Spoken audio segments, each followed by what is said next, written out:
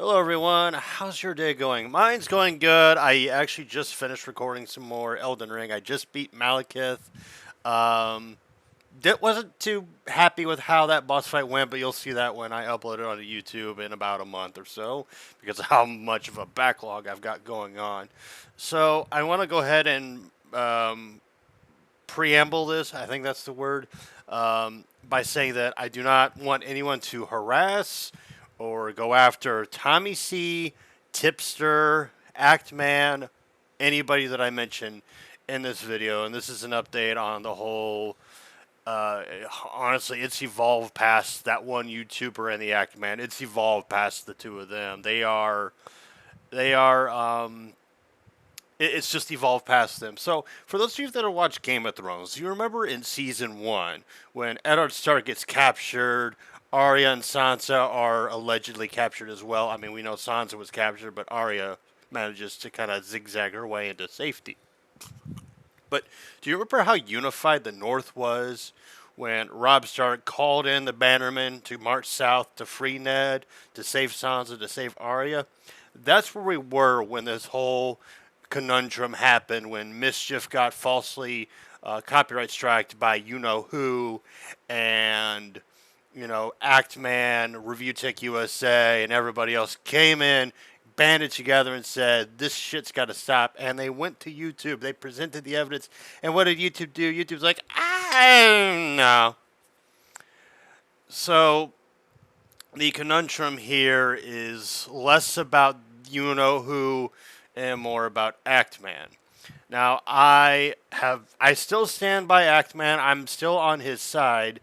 And I did watch Tipster's stream here, I don't. No, this wasn't a stream. This is just a video. And yeah, I thumbs it down. I didn't like the take, but there are parts of it I definitely understood, and parts of it that I'm like, you have a point. But the title here, he didn't lose the support of the entire community. He didn't lose my support.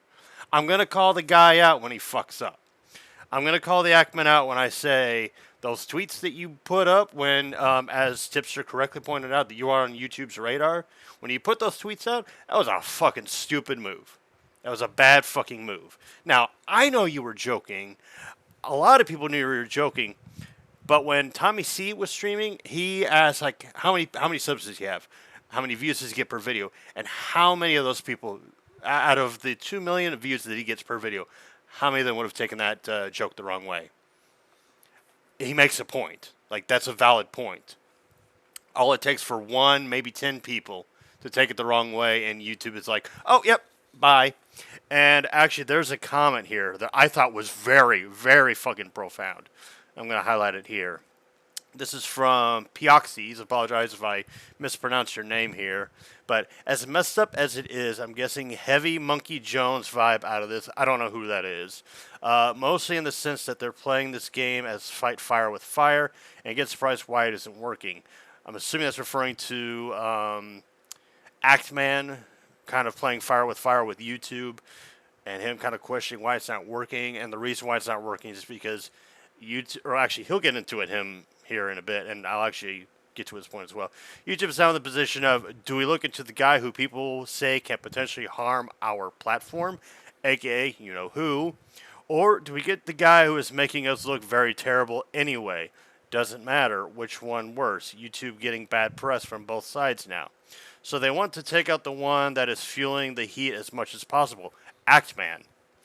Or at least that's how I'm remembering why Keem didn't want to help Mumkey. So I don't know that whole situation with Mumkey.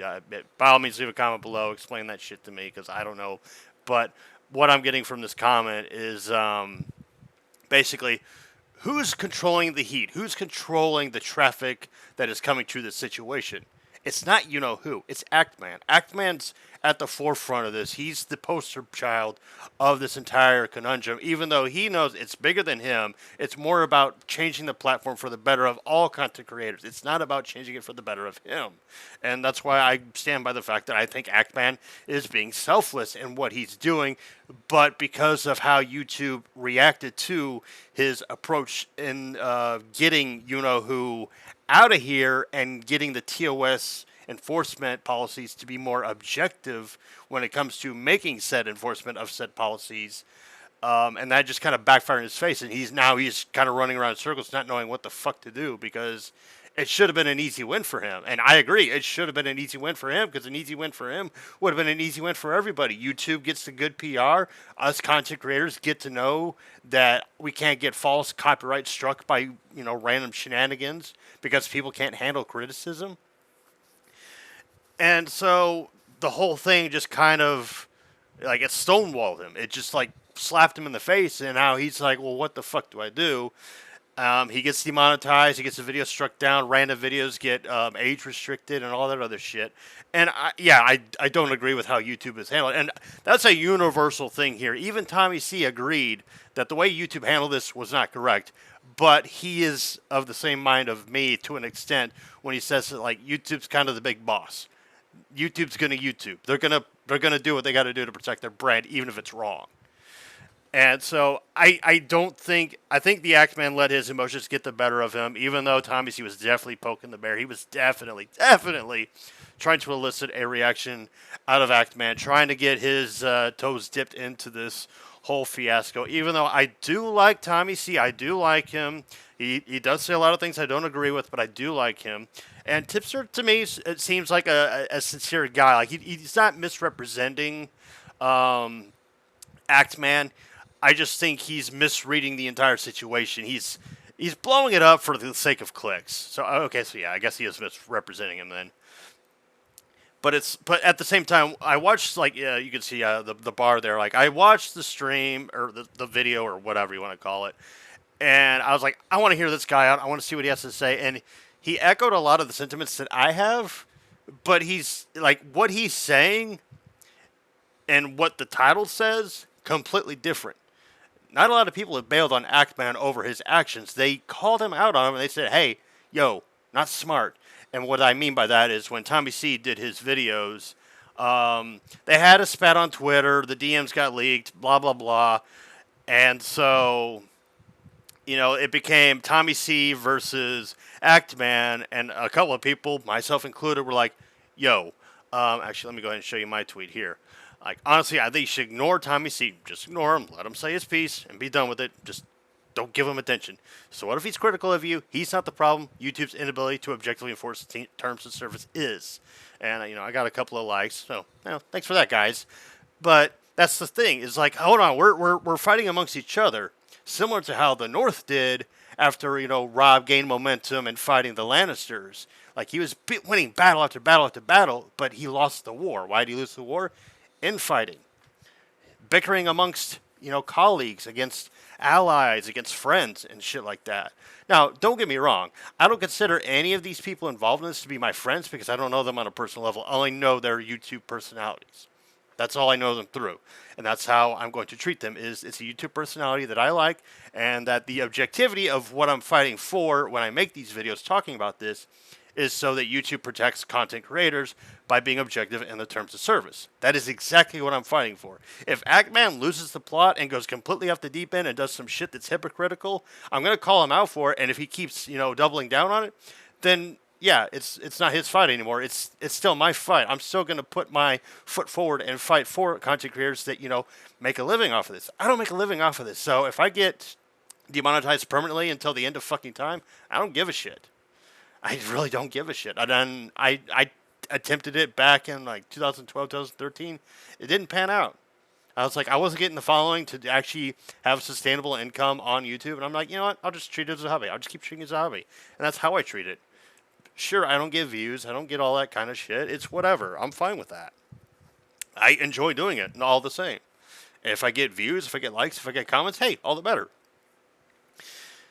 But my thing is I feel like everybody's starting to lose the plot here. We're doing what the North did in Game of Thrones, and we're taking stabs at each other as opposed to the actual problem. Like, Cersei and Joffrey over there at YouTube HQ were like, they're fighting amongst each other.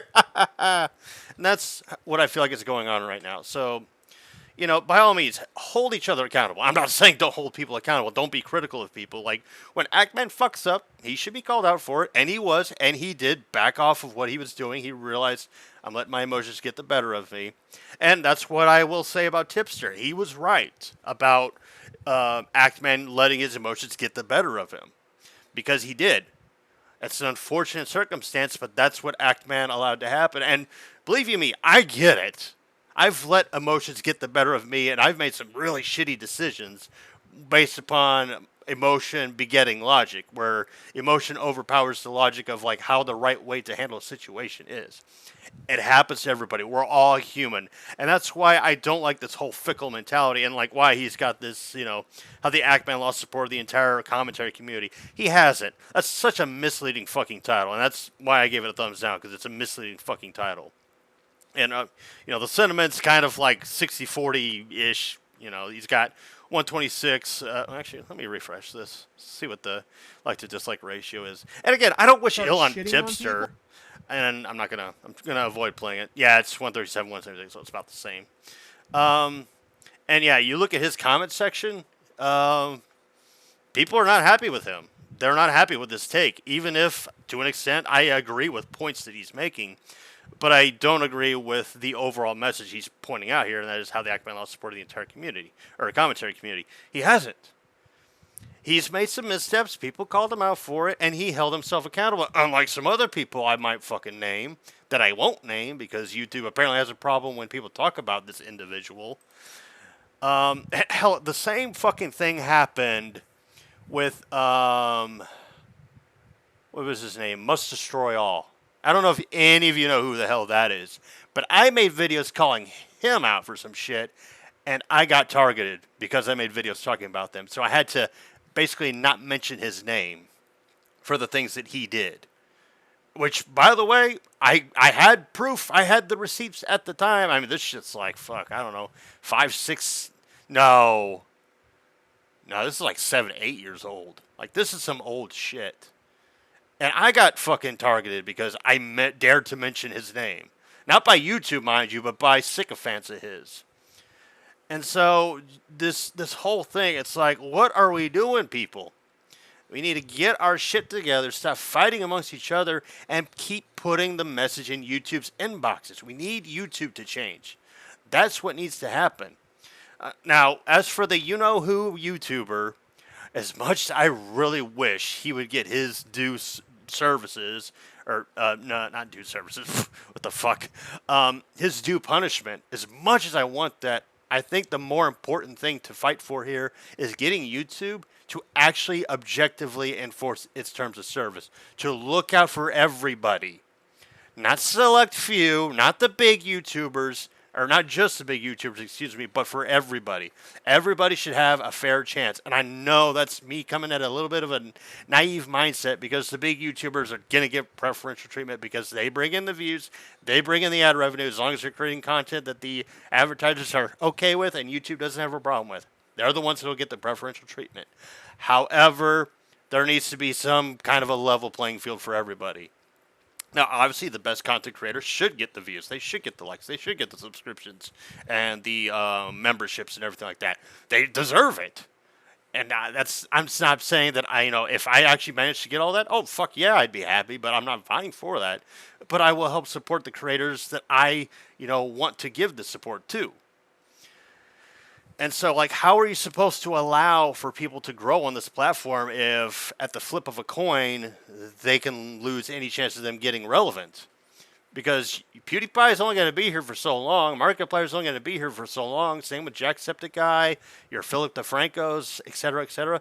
You gotta have like a nice flow of new traffic, so that way you attract in more viewers. But it is what it is, I guess. I mean, and that sounds like a defeatist mentality, what I just said there, but it's like, if people can't get their shit together, if we can't, like, hey, let's stop fucking bickering amongst each other, because I know some of us are doing it for, the clicks and the likes and the views and ad revenue, blah, blah, blah. I get it. It's a motivation. You're here to create content. You're going to make content that draws in the views. I get it. It's a business, so I get it. Don't like it, don't agree with it, but I get it. And then Review Tech USA, which I do think he was being a bit melodramatic, but it's his channel, it's his pursuit of what he wants to do, what he feels is best for himself. So I'm not gonna jump on his fucking nutsack about that. If he thinks it's best for him to discontinue news commentary or talking about situations or anything like that, and he feels like it's better for him to just like stream games or whatever it is, by all means, take care of yourself, dude. So I just wanted to touch on Review Tech USA situation as well. Um, that's about all I have to add to this whole situation. But the whole thing is like we can't be like the North in Game of Thrones. We can't bicker amongst each other because the guy at the forefront of this fight is making a bunch of mistakes. We need to hold him accountable for sure. We need to hold each other accountable for sure. But we can't just go around stabbing each other saying like, they fucked it up. It's all wrong. Blah blah blah. And at the same time, we do need to listen to the detractors that make valid points like Tipster and Tommy C. I know you don't want to hear that. I know you might dislike me for that, or not dislike me, but dislike my video for that. But you gotta listen to both sides of the story because there's always two sides to a story. Always two sides. And the main thing the main thing we need to get out there, the main thing we need to get done is the objectivity of enforcing the terms of service, not just nitpicking when it suits YouTube. YouTube needs to be held accountable for enforcing their terms of service. Otherwise, what's the fucking point? So that's all I got. I've been rambling for almost 20 minutes. I got some shit I got to do and some food to make. I hope you all have a wonderful day. Bye.